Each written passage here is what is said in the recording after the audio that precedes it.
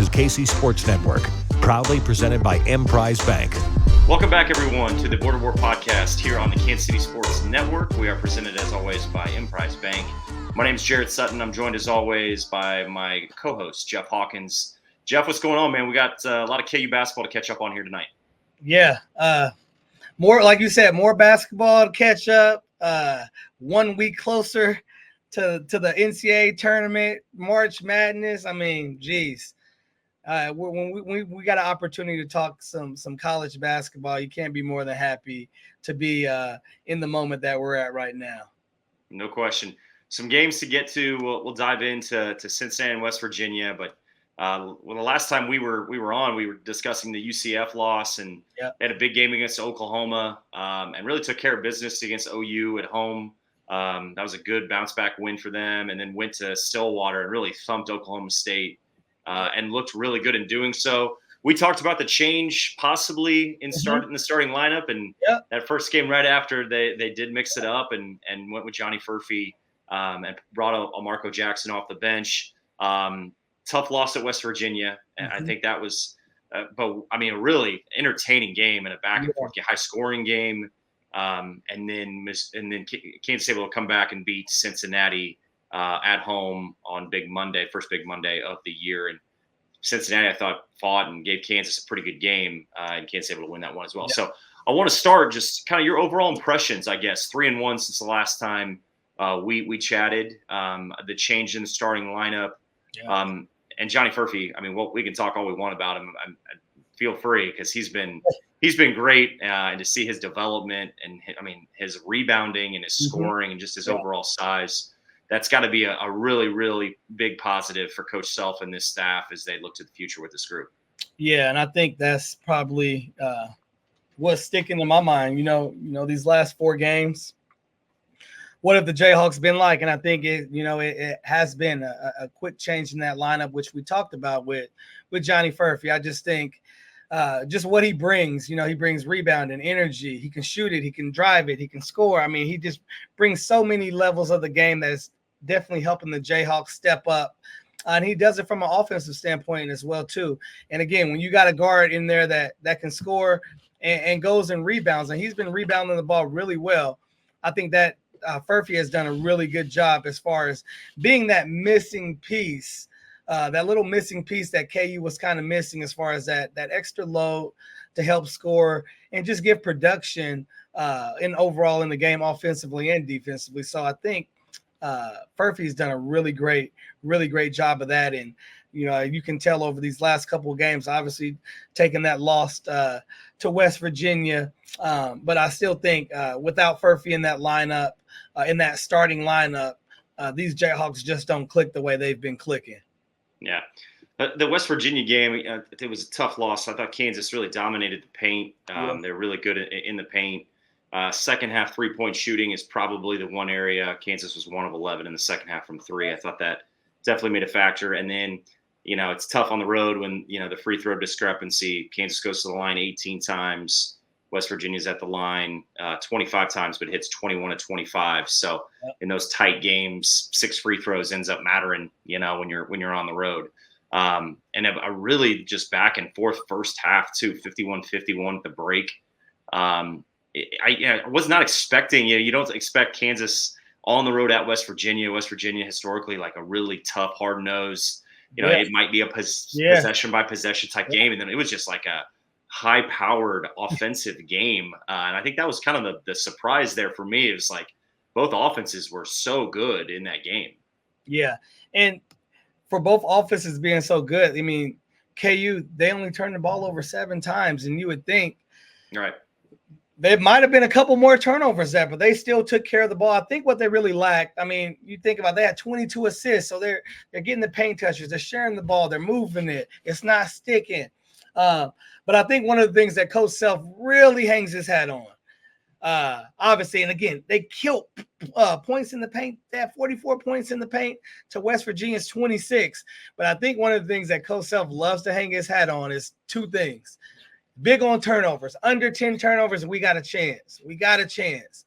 but it's the rebounding. They got out rebounded plus not by 9, gave up 9 offensive rebounds. So I know those 9 offensive rebounds, those extra second chance opportunities that they got, those you take 3 away of those. I guarantee you, Coach knows would love to have 3 away from those. But I think it really boiled down to rebounding at the end and just that overall defense of intensity down the stretch. I think their defensive intensity could have been a little bit more locked in. They show they can score the ball. 85 points, we showed that. But again, it's always, when it's a high-powered offense, it's always about who can get that stop. And if you can put all your hats in a basket on those stops, especially in those high-powered offensive games, those are normally the games that decide the game, and it's normally who had the most defensive pressure. And again, you come to a West Virginia a game on the road. They've stormed that court many times there. The energy is there. And for the Jayhawks still that only have 7 turnovers in that type of environment and win in a lot of statistical categories, goes to show that was just a high-powered offensive game, and it could have went either way. But again, at the end of the day, you got to hang your hat on the defensive end and who's going to get those stops and who's going to hunker down and be that tough player on the defensive side. I think another positive for me coming out of the West Virginia loss, we talk about the bench and depth. Nick Timberlake was pretty good in that game. He had 12 points in 13 minutes. I've got double figures too. Exactly. I always, and I think Coach Self said this. He was on with SVP after the Cincinnati win, and he'd actually made a mention of Nick Timberlake that he's playing better. And Coach Self is going to try to figure out a way to try to get as much as he can from that bench and go to them when, and again, I think he's trying to find what the right minute allotment is, and it's that could change, that could fluctuate, and Nick earned those minutes and played pretty well. So that's a positive. I'm still, Kevin McCullough is just still so impressive to me. I got to make mention of him because I just love watching the dude play. 24 points. He was 10 of 14 from the field, and I always say this, like his production and his scoring, like he's taken such a massive jump, but it's not like he's taking bad shots. Yeah. You know what I mean? Yeah. Like it's so efficient. And I also think he's got a great mentality of, look, if there's nights when I feel like my shot's not falling, he can get to the rim and he can do it in transition. He can do it in the half court. He's so aggressive downhill, and then he gets to the free throw line. He's just a force right now. It's such a tough cover for defenses with his size and just how he plays. He's obviously relentless. We know how that is on both ends, but it's just fun to see his evolution. And in this game, just so efficient, the 10 makes, just a couple threes, but he was just so good all around the rim and just really, especially like making tough shots. West Virginia, it wasn't like he was getting anything necessarily easy, but just a really not great night. And it just adds to the season that Kevin McCullough's having.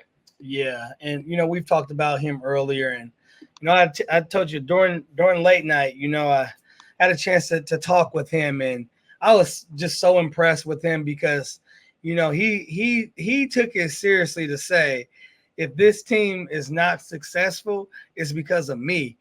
And, for a player to say that before they even, played one game, he's taking that type of responsibility. And now you see his production offensively, defensively, his leadership. It just goes to make sense. Exactly. Like Kevin cares. Kevin cares a ton, and he's showing it by every possession that he's out there on the floor, whether he has to take that shot to give him that go-ahead 3. He has to take that or he has to drive the ball to get a paint touch to find a teammate. Or he has to crash the offensive or the defensive boards. Whatever it is, he's doing everything in every statistical category to make this team successful. And the thing that I like most is that, you never want a player to say, take it all. It's your fault if the team doesn't win. But you also love that player that's willing to say, you know what, I'm willing to put the whole team on my shoulders. And if we fail, I'll take all the credit, because if I'm not doing the things I need to be doing as a senior leader, it's not happening. And just for his production, and I know they lost. Again, this was a high-powered offense. They did a lot of things. 5 guys. If you told Coach Self they're going to have 5 guys scoring in double figures, are you going to win or lose this game? He'd probably say, oh, we're winning this game. we're winning this game. So they're doing the right things. And obviously with Kevin, having him as a leader, but you have to praise Kevin for his production and what he's doing with this program, because he's definitely showing that he's the voice for this team, and guys are rallying around him. Yep. We'll take a quick break, but before we do that, we wanted to tell you about Home Field Apparel. Home Field is committed to creating incredibly comfortable, officially licensed apparel with vintage college designs. Home Field has a growing collection of over 150 plus colleges to choose from, including your favorite team's unique logos, mascots, and iconic moments to create thoughtfully designed apparel. Shop your latest team's apparel. Head to homefieldapparel.com. Use the promo code KCSN23 for 15% off your first order.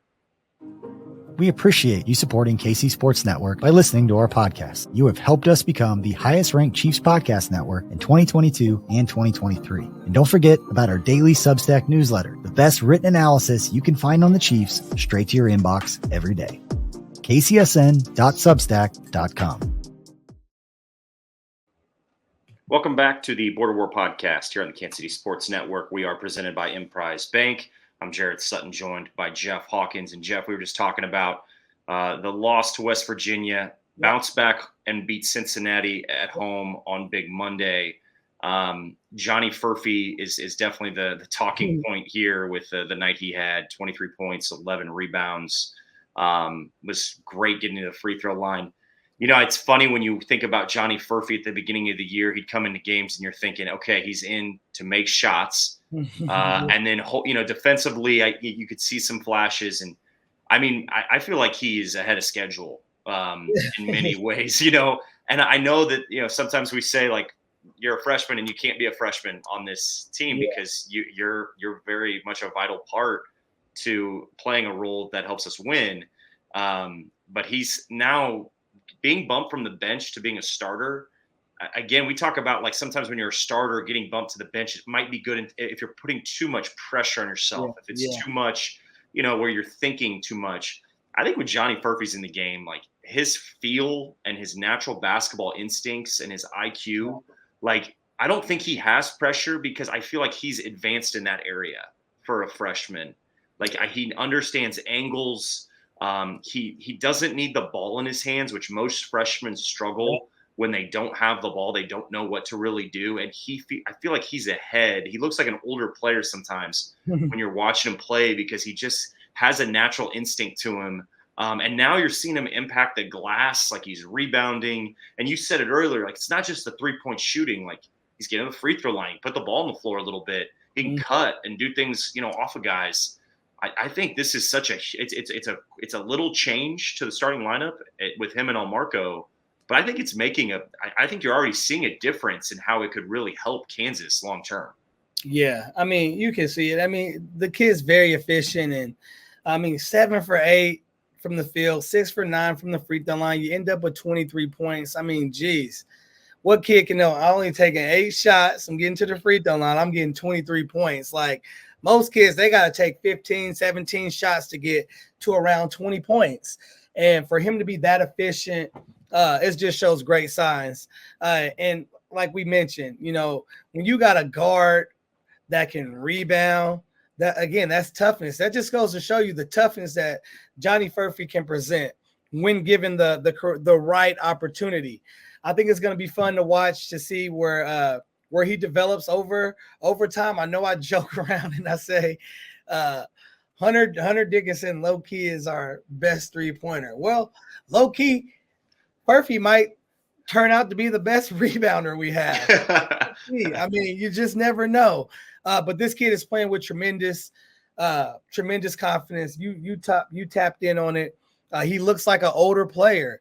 Well, I think the advantage of especially playing in the Euro League overseas is that you're always playing older players. You're always matched up against some older player playing overseas.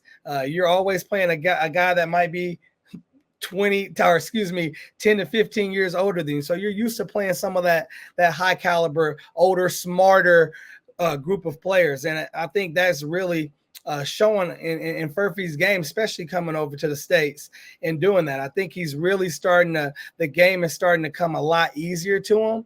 And I thought it came a lot easier to him before. It just depends on when you get those starter minutes, your minutes go up a little bit. And now with the correct opportunity, you're seeing that he's taking all of that extra time and making the most of it. Yeah, those 11 rebounds were important. Kansas got out rebound. I know you kind of beat me to it when we were talking about West Virginia because, Kansas now has been out rebounded in a couple games, and that's a little bit rare to see. And now Kansas did force 16 turnovers. I thought that was a big part of their defense. They really got after Cincinnati, and Cincinnati had some struggles with the turnovers. 12 steals for Kansas. 3 of those from Kevin, which of course it just felt like in this game he was doing everything again. Had 11 fouls drawn, meaning they really were physical with him, and he was really in attack mode. Do you draw anything from the rebounding? Just because I obviously you got to know that teams when they're scouting Kansas are thinking, how do we try to get Hunter away from the rim, or how do we keep him off the glass? Just because he's been so dominant in games sometimes on the glass, and you're kind of seeing a little bit of an adjustment with maybe how teams are trying to defend that. Yeah. Anything you're seeing there, or is it just just kind of these are how these 2 games have gone, and the rebound? It's just rare to see Kansas get out rebounded over the last 2 games, especially 11 Cincinnati. Well, again, too, and we know. I mean, it's smart. You want to, like you mentioned, you want to try to get Hunter away from the basket, especially on the offensive end, whether it's on a pick and roll, whatever type of action it may be, having him away from the basket to where when that shot goes up, he's going to have to do extra work to try to get to that rebound because he's just not in the paint, on the block, guarding a big man to where he has that easy inside position to where he can just go up, use his height, and grab the rebound. That's not always going to be a scenario. But again, other guys have to step up. It's just not Hunter's job. And Coach Self will be the first one to tell you this. The guards have to rebound as well, too. It's not just, we know Hunter's the big guy. KJ had 3 rebounds for the game. You like to see KJ anywhere from 6+ rebounds, especially with the amount of minutes that these guys are getting. They're all getting 30+ minutes. So you want to see him be definitely productive, especially if you're a big. You got really one job, make it tough for your man to score. Don't give him any easy angles and rebound the basketball. Set good screens and really rebound the basketball. So as you're big, you want to see some of those other guys rebound. And I know Furphy did a good job. Furphy was just a knack. He was going right to the ball. He was on it. But you definitely want to see some of these other guys knowing when Hunter's away from the basket, we're going to need 5. We're going to need the other 4 guys out there on the floor to hit somebody and go get that rebound with 2 hands. Especially too, there's a long season, and Hunter is probably going to have a game here and there where he's going to be in some foul trouble, which is it's just part of it. And to your point, like who's going to step up in those situations? You look at the bench too. Cincinnati was 32-2 in bench points, which I thought was kind of a big part of the game of why Cincinnati was even in the game. Was their bench kind of gave them life. And I think, El Marco played 13 minutes. He hit a couple free throws. Parker played 9, Nick Timberlake and Jamari, just 2 minutes apiece. So you could tell, I think Coach Self was just going to kind of ride, not just Kevin, but Johnny as well, DeJuan, obviously, and KJ, but just a really impressive night from Johnny Furhpy, because that 23-11 wasn't in, some sort of blowout win. It was a big game, and it was they needed every rebound, they needed every point, and he was very good on both ends of the floor. So something to really, I think, draw to as you kind of look and you look at the schedule for Kansas here coming up. A good win against Cincinnati. Then they go to Iowa State. Iowa State would just beat K-State. This will be a Saturday CBS game. Really looking forward to watching this game. You've played in Ames. I've played in Ames. I think it's such an underrated. I shouldn't say it's underrated, because I think everybody knows about it. But that's a different type of loud, if that makes sense. It's weird. You've been in so many loud environments. It's annoying loud. It just feels like the crowd noise is coming from like different it's just a bizarre kind of the way the arena's built and how the floor lays. Yeah. It's just a little different, but a tough place to play. Anything you're looking at, I think it's good that Kansas was able to go home, because now you go back out on the road. And, West Virginia is life in the Big 12 is life in the Big 12, no matter how you look at it. But they got some tough games coming up. And Iowa State, right there at the top here. This is a big game when you talk about what's to come for this season in the Big 12 and winning the Big 12 outright. Very difficult to do this year. This league is the best league in college. But I know we say it a lot, but this is the most fun league to watch by far. Yeah. This is a big game for Kansas to go to Ames. Yep. And I mean, you mentioned it best. I mean, their fan support is going to be loud in there. Anytime KU even steps in that building, they're looking to take those guys down. Every time I went in there, it is loud. The ball could clearly go off of an Iowa State player's hand, and their crowd sees it. But they're still going to boo it. They're still going to boo it. They're going to boo it every time. Such a good point. The boo birds are out there all the time. Yeah, they're all the time. I mean, they're not going to let that level of energy drop at all. And the way they're playing right now, they're playing great. Iowa State's a team that can turn you over. You got to take care of the ball. And again, this is where KU really they like to put a lot of their eggs in the basket on taking care of the ball. But this is the Iowa State team that is great at turning you over, especially when they got the 6 man behind their back with that crowd. It's definitely going to be a great environment. And a lot of Iowa State teams over the years, they've always been able to shoot the 3 ball, and this is a team that can definitely stretch it from the 3 ball as well too.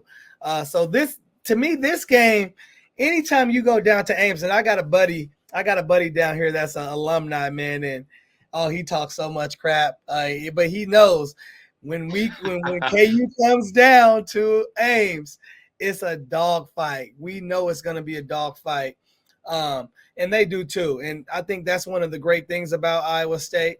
That atmosphere is, I still think there's no atmosphere that comes close to the Jayhawks, but I'll tell you, when it comes to starting to rank some of the top arenas that I've been in and how loud it gets and how crazy it gets, Iowa State's right up there. If you give them any chance to have a momentum buster, they'll run with it. And I think with the KU team, they're going to have to find a way. They're going to have to find a way to score some bench points.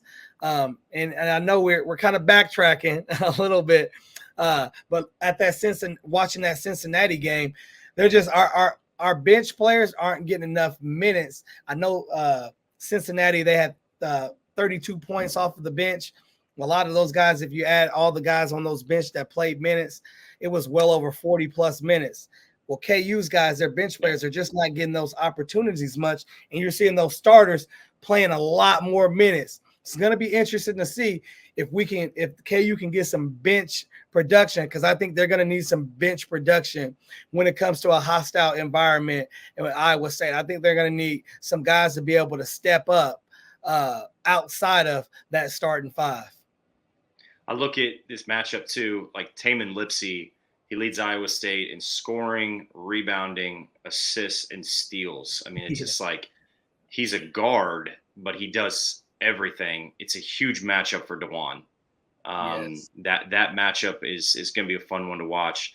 And then I think if you from a freshman standpoint, we just talked about Johnny Furhpy, Milan Momcilovic from Iowa State. He's a freshman, like 6'9", similar size to Johnny Furhpy. A little bit of a different game, but a shooter, shooting 40% from 3.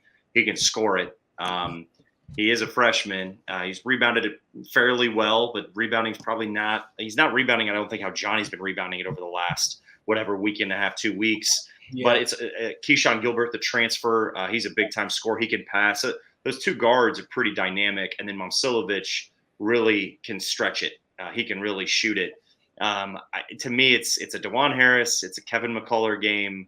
Johnny's got to be very good, and then big game for Hunter Dickinson, because I'm curious if Iowa State can guard Hunter. That to me is the key.